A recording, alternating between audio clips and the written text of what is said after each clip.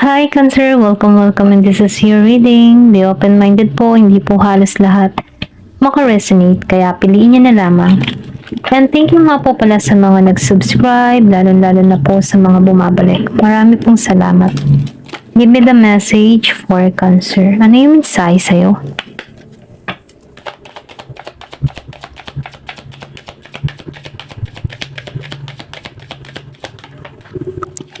Meron ka dito na stork.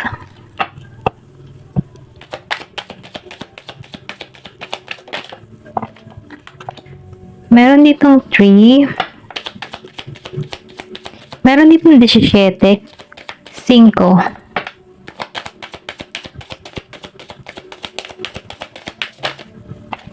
Meron ditong 29.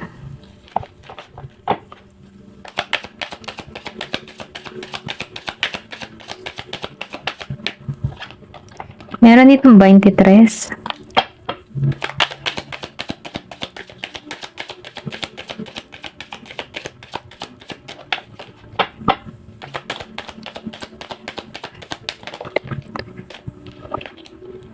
Meron ditong letter, ship, okay, clover, man, okay, ship, yan.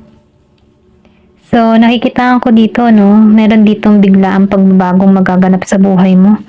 Dito sa The Stork, meron ditong 17, 5, 29, 23, 27, 2, 28, 3. Pwedeng birthday mo to or pwede rin sabihin, meron ditong pangyayaring mangyayari dito sa mga nasabi kong numero, okay? Nafe-feel ko dito, no, meron ditong progress. Kumbaga, kung ikaw man ay nasa healing process, ano, meron ditong pagbabago na nagaganap sa buhay mo. Kumbaga, nafe-feel ko din dito sa The Stork na pinapakawalan mo na yung mga masasakit na nangyari sa in the past. Kumbaga, andun ka sa moment na pinatatawad mo na to, tinatanggap mo na to, pinapakawalan mo na yung mga pain na naramdaman mo or mga problema naramdaman mo, naranasan mo, pinapakawalan mo na to.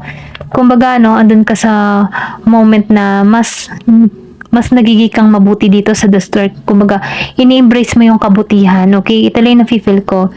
Then dito, no, sa 3, nafe-feel ko din dito, no, na meron ka dito mga gustong mangyari or pwede rin sabihin nagkakaroon ka dito ng katatagan. Yung foundation mo nagiging matibay dito or pwede rin sabihin na ito yung patungo sa iyo, yung solid foundation, ano. And then nakikita ko rin dito yung patuloy na pag-ayos ng iyong kalusugan, no. Kumbaga, kung ikaw man yung tipo ng tao na masyado kang concerned about sa iyong health, okay, nagkakaroon ka dito ng magandang kalusugan dito sa 3. And then nafe-feel ko rin dito, no, sa 3, meron ka ditong goal na gustong mangyari, ano. So, nakikitaan ko rin dito na kung ikaw man yung tipo ng tao na goal-oriented, malapit na sa katuparan kung ano man yung mga minimithi mo dito sa 3. And then dito, no, kung ikaw man ay meron dito, kung ikaw man isang single, ano, nafe-feel ko dito na ma-attract mo tong tao na to, okay, itong lady. Kumbaga, ano, mapababae, mapalalaki. Kung ikaw naman yung lalaki, ma-attract mo tong lady. Kung ikaw naman yung babae, ma-attract mo to ang gentleman. Okay? Kasi meron ditong lady and gentleman. So, nafe-feel ko dito, no, na ma-attract mo dito yung tao na totoo. And then, nafe-feel ko din dito na gentle lang siya. Yung bang tipo na payapa, kalmado. And then, nakikita ko dito yung pagiging nitong respetado. Okay? Karespeto na tao. Or pwede sabihin ganong katingnan ng tao nito, karespeto, okay? And then, nafe-feel ko din dito, no, na itong tao na to, marami na tong naranasan sa kanyang buhay, worse, pero ganun pa man na nalampasan niya dito. Kumbaga, may worse and best na nangyari dito sa kanya, pero ganun pa man nalampasan niya yung mga masasakit na karanasan niya dito. And then, nafe-feel ko din dito, no, na meron ditong destiny or pwede rin sabihin destiny mo tong tao na to na mamit mo siya, okay, dito sa lady and gentleman. Kumbaga, no, ito yung patungo sa'yo. Then, nakikitaan ko rin dito yung happiness na patungo sa'yo. Kumbaga, nasa iyo. Kumbaga, ikaw yung tipo ng tao na kahit single ka, kaya mo maging masaya kahit walang ka-partner or pwede rin sabihin na dun ka sa moment na nagiging happily single ka, okay? Then dito, no, sa mice, yung iba naman sa inyo, meron ditong Year of the Rat. So, nakikita ko rin dito, no, na meron dito, merong nawala sa'yo na mahalagang bagay dito sa mais or pwede rin sabing importante.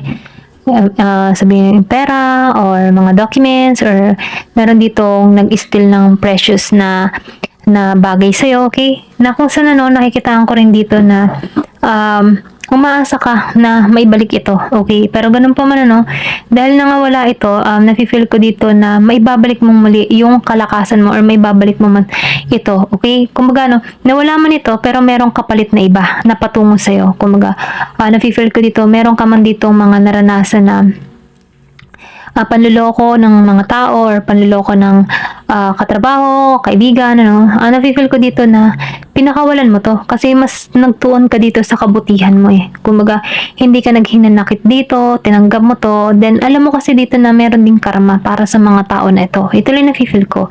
And then nakikita ko rin dito no na may babalik mo kung ano yung meron ka. Kung ano man yung mga nawala sa iyo ay may babalik mo para sa iyo. Ito lang na-feel ko. Then dito no sa letter, meron ditong sorpresa na parating sa iyo. Okay, hindi mo 'to inaasahan. Meron dito magcha-chat sa iyo, pwedeng online to or pwedeng sabihin na promotion, good luck, good news ang parating sa iyo dito sa letter. Kumbaga ito, galing to sa isang kaibigan or pwede rin sabihin na meron kang apply dito na kung saan ano, meron ditong email kang marireceive na approve ka na. Ito lang na-feel ko, meron ditong masaya na pangyayari. Kumbaga yung lungkot na nararamdaman mo dito ay mapapalitan dito ng galak. And then na-feel ko din dito, no, meron ditong maglalakbay dito sa letter or pwede rin sabihin na need ng paglalakbay para makatungo sa'yo dito. Okay? Then dito no sa Clover, na-feel ko din dito no na napapalibutan ka dito ng swerte. Kumbaga, ito yung patungo sa iyo dito sa Clover. Kumbaga, meron ditong happiness na magaganap sa buhay mo. And then nakikita ko rin dito yung swerte. Kumbaga, yung swerte ito yung naghihintay sa iyo. Kaya kung ano man yung mga tinatrabaho mo dito, ay huwag ka mawawalan ng pag-asa dahil ito ay positive. Positive tong card na to na Clover na kung saan ito yung may potential na may magaganap sa buhay mo na miracle or pwede sabihin may magaganap sa iyong buhay na kagalak-galak, okay? Kumbaga, no, kapalaran mo tong ma-receive tong Clover na to, itong swerte na parating sa'yo. Then, dito, no, sa ship, na-feel ko din dito, no, meron ditong patungo sa'yo kasi nakalagay dito, ship carrying gold sails straight into view. So, na-feel ko din dito, no, na meron ditong hatid na biyaya or pwede rin sabihin meron ka ditong ma-receive na regalo na kung saan, no, ito yung patungo sa'yo, dire-diretso. And then, na-feel ko din dito, no, na ito ay para sa'yo, ipagkakalob ito para sa'yo. Maybe, meron ka ditong mga kabutihang ginawa, kaya binibless ka dito. Ito lang yung nakikita ko. And then dito, ano, meron ditong tao na nakakaalala sa'yo. Maybe ilang taon na rin kayong hindi nagkikita ng tao nito. Naalala ka ng tao nito, pwede rin sabihin seaman siya or pwede rin sabihin na need ng travel, okay? Meron ditong memories na kung saan itong tao nito ay hindi ka malimutan, okay? Ito lang yung nakikita ko. Need ng travel. Ayan, tingnan pa natin kung ano pa yung mensahe sa'yo.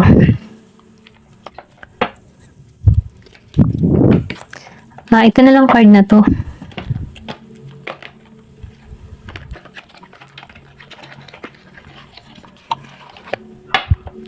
Give me the message. Ano pa yung mensahe sa'yo?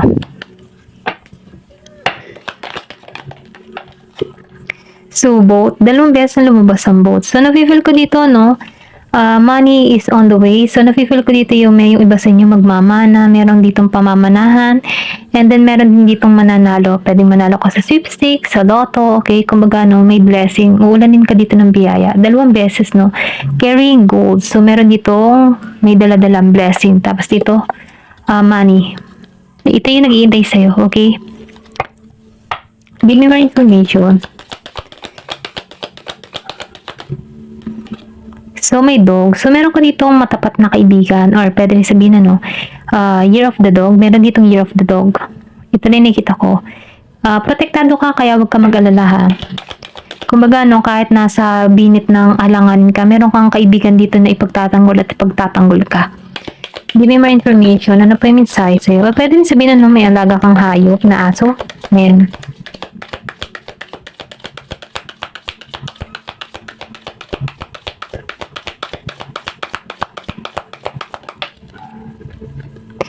So, ko, well, protected. You're protected, kaya wag kang mag-alala, no?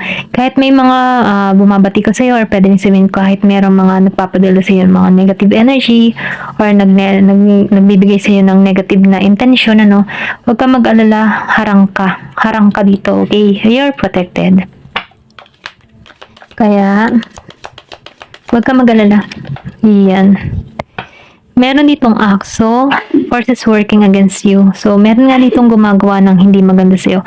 Pero ganun pa man, ano, kahit ano tong negative forces na to, na gusto kang makontrol, you are protected. 2 beses, ano, maybe meron ditong aso. Kung may alaga kang aso, pinoprotektahan ka, okay? Meron ditong dog energy na pinoprotektahan ka para sa mga spiritual attack, mga ganun, okay? Ayan. Meron ditong finger. So, meron ditong warning. Kung magano, babala. Meron dito talagang gumagawa ng hindi maganda sa'yo. So, kung ano man ito, no, huwag kang maglala. Protektado. Kasi meron ka ditong swerte na hatid eh. Maybe merong naiingit sa'yo, okay, kung paano ka siniswerte. Pero ganun pa man, ano, protektado ka. Kaya huwag ka naman mag-alala. Firecracker. So, may excitement na parating sa'yo. Okay? May sorpresa. Give me more information. Ano pa yung mensahe?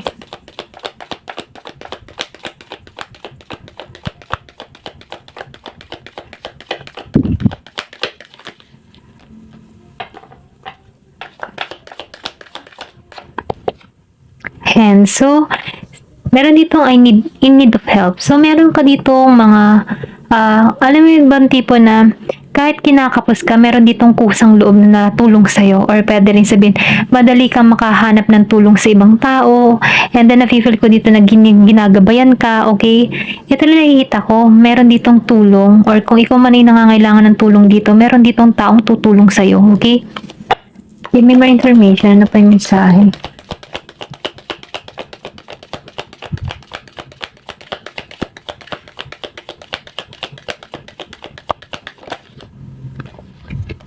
Meron ka ditong bird flying, news is on the way. So, meron ka ditong balita na marireceive. Pwedeng surprise, kasi meron ditong blessing. Okay, meron ditong magandang balita. Kung makikita mo, meron ditong dove. So, nafe-feel ko dito yung spiritual, ano, spiritual growth. Maybe, ikaw yung tipo ng tao na madaasalin. Kaya, kahit may mga gumagawa ng hindi maganda para sa'yo, meron ditong pumoprotekta sa'yo. Okay, ito lang yung mensahe sa'yo. Thank you for watching, and love and peace.